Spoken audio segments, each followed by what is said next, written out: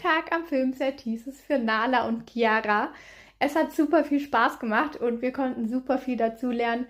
Die Leute vor Ort waren auch richtig nett, die haben total Rücksicht genommen auf die Papageien und genauso wünscht man sich das natürlich, wenn man ans Set fährt.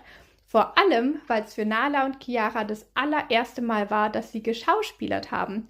Nala war zwar schon mal am Filmset mit dabei, aber da musste sie eigentlich nicht wirklich was machen. Und heute hatten sie tatsächlich richtig Aufgaben, die sie erledigen mussten.